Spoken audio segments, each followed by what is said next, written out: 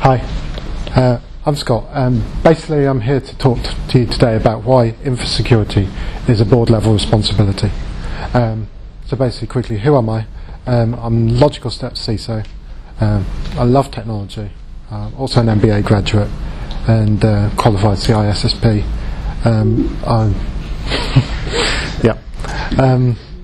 Most of my time spent consulting, doing enterprise security architecture.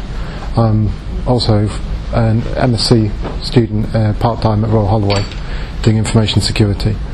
So, yeah, I'm moving on. So today, basically, I want to talk to you all about why InfoSec is a governance issue. It's not just an IT function. Basically, who your target audience is, IT's role, what the problem is, how you actually sell the problem to the board,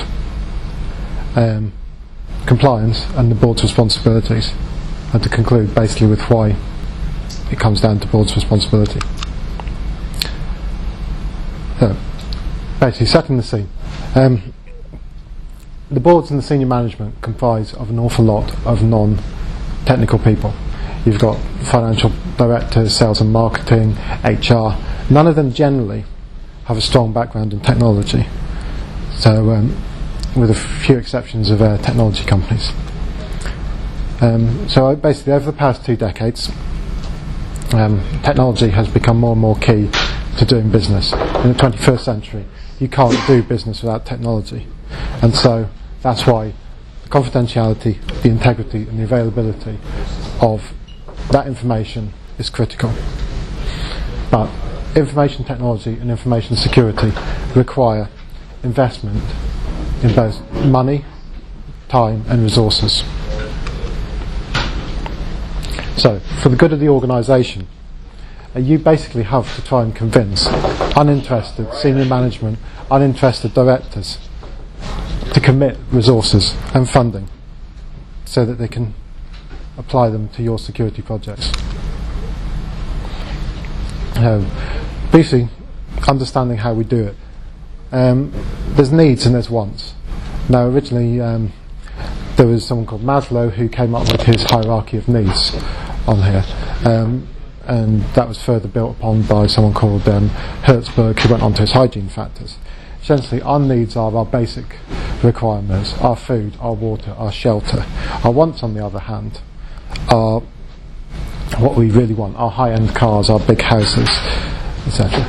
So there's a nice simple acronym that was produced for sales and marketing people called ADA, and that is attention.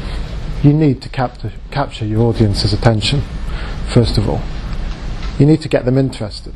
Once you've got their attention, build their interest up, and then develop desire for your product. So once you've got that, then action begins. You can sell that product to the board. Now a quick example. A few years back I was working somewhere, we only had PIX firewalls in place, and I had to convince them why we needed to set up a DMZ and we replace where the servers currently were. I also had to convince them why, when they'd only ever used PIX there, we needed to choose a firewall from a different vendor to put on the perimeter. So I ran through essentially that same process I've just gone through there, and eventually convinced the senior management and got the funding and the resources necessary in order to implement firewalls from separate vendors at the perimeter. So basically, further moving on, we've got to ensure that when you present to your senior management, to your board, that what you're presenting to them is what I would call board talk rather than tech talk. They don't want to hear lots and lots of 3-letter acronyms. They don't want to know about SQL injection attacks, cross-site scripting. They don't want to know about whether you should be using cipher block chaining or cipher feedback mode on your ciphers and your encryption.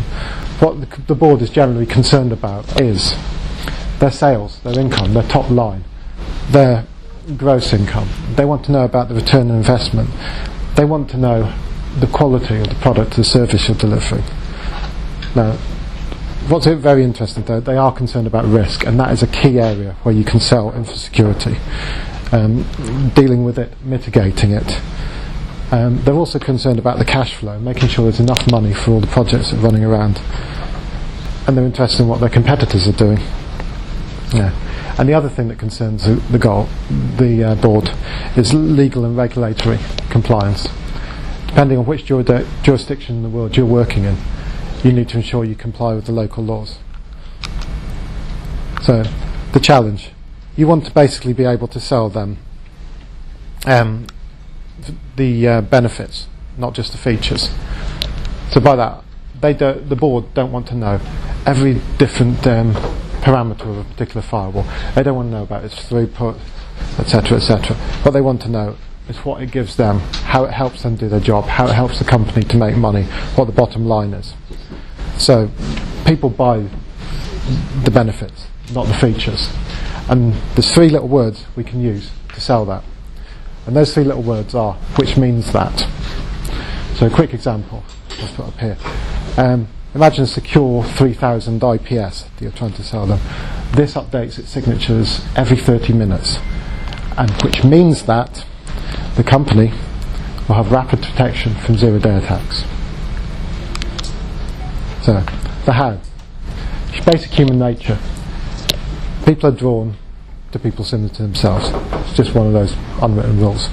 Now, the senior management are not necessarily going to need to know about the extent of your technical knowledge. It can even be off-putting to them. So, you need to come across, to a certain extent, as one of them when you're pitching to them. So, make sure you're using open questions to them. Don't just look for something that's going to give you a yes or no answer. Better, ask them something that's going to give them an idea, or give you an idea, of their objectives, their advantages, what their wants are, their attitudes and needs, and how that can be integrated overall. So, and don't oversell your risk. Really, you'll get away with it once and get investment, but if it doesn't pay off and it's cost them a lot of money, they're not going to take you seriously again. Keep it real. And when you pitch something to them, listen to them, ask them questions, watch their responses, watch their body language. That's kind of critical. And questions coming back from them, they're good. Look for the questions. That means they're actually paying attention to what you're trying to sell them. So, looking back over what they're interested in, regulated compliance. This is really key, because you pick anywhere within IT or InfoSec where you've got a compliance requirement. So, good example is the UK Data Protection Act. You need to see what's required. You need to have a look at what the company is currently doing. Do a quick gap analysis there. Once you understand that, and you understand the cost that's going to involve to meet that gap analysis, then you can take your proposal to the board. This is very critical, because serious breaches of the DPA can result in companies being fined for large sums of money, up to about £500,000, I think now. So, unless the organisation is going to take a top-down approach to basically pushing through the objectives, the changes, then it's leaving itself open to lots and lots of serious threats. It is part of the board's governance. So, why is it a board level responsibility? The boards decide what are the key information assets within its organisation. They decide how much you need to protect those. And they also control the funds and the investment in projects. So they have to be the ones that prioritise various initiatives. Also, the board's going to be responsible for pushing out cultural change within your organisation. And if anything goes really wrong, the board are going to be held accountable. And in some cases, they have to step down if it's a serious InfoSec breach. So, looking quickly at the regulation again, whichever jurisdiction you're operating in as an organisation, there's various compliance requirements. So they might be ISO 27001, they might be the Data Protection Act. In UK government systems, it might be HMG's IAS1. In Ministry of Defence, you've got your GSP 440s, things like that. Over in the States, you've got, for medical, you've got HIPAA compliance, etc. So basically, the risks are there. You need to comply with them. As I mentioned before on the DPA, fines are up to £500,000 for serious breaches. So the board has to be proactive, mandating any information security changes to go through. So, to conclude, if no one else wanted the information asset, it wouldn't really be an asset. You need to ensure that confidentiality is maintained. You need to ensure the integrity of the information is there, and you need to ensure that it's available only to the people who need to access it. It is a governance responsibility of the board.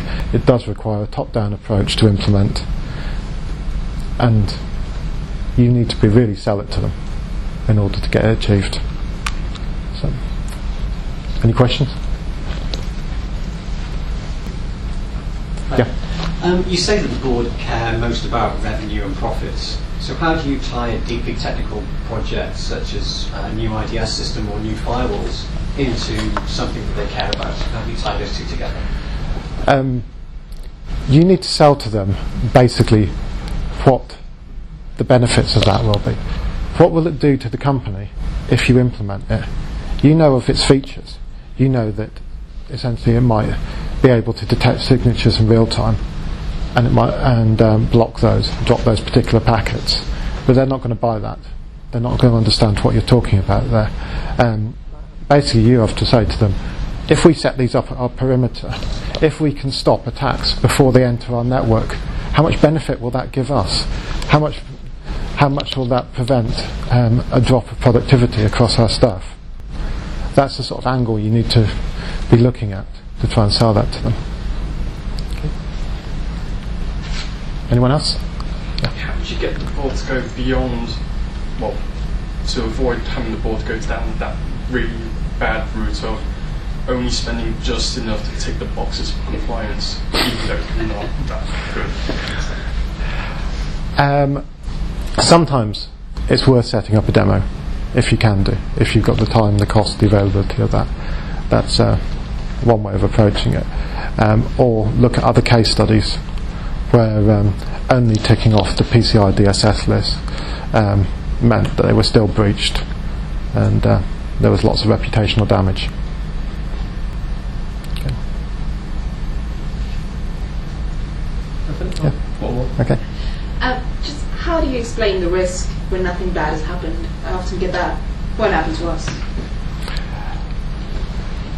Okay.